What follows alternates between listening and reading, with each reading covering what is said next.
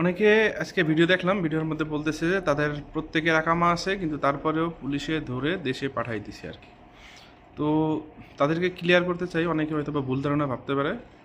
সেটা হইতেছে যাদের আকামা বানাইছি, যেরকম আপনার অনেক ক্ষেত্রে হয় কি যে এই দেশ থেকে যাই এক কফিলের ভিসাতে, ওইখানে আসার পরে সেই কফিলের কোনো ঠিক ঠিকানা থাকে না।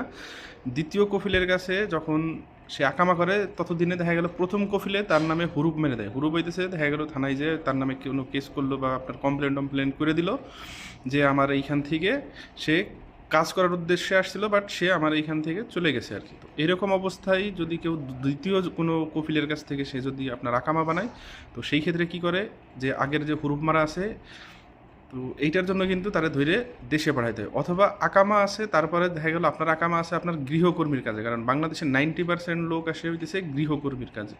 আপনার যেটা আপনার যে ফ্রি ভিসা বা আপনার কফিলের কর্তৃক যে ভিসাগুলো উঠানো হয় আর কি। তো এই ভিসাতে আসার পরে আপনি কিন্তু গৃহের কাজের জন্য আপনার ভিসা দেওয়া হয়েছে, আপনার কিন্তু বাইরে কাজ করার জন্য ভিসাটা দেওয়া হয় নাই আর কি। তো যাদের এই গৃহকর্মীর ভিসা আর কি, এরা যদি কখনো বাইরে কাজ করে তো এদেরকেও কিন্তু ধরে সোজা দেশে সফর করায় দেয় আর কি। তো এই ২টা ক্ষেত্রে কিন্তু আপনার কাছে যদি আকামা থাকে, এরপরেও কিন্তু আপনারা দেশে পাঠাইতে হবে আর কি।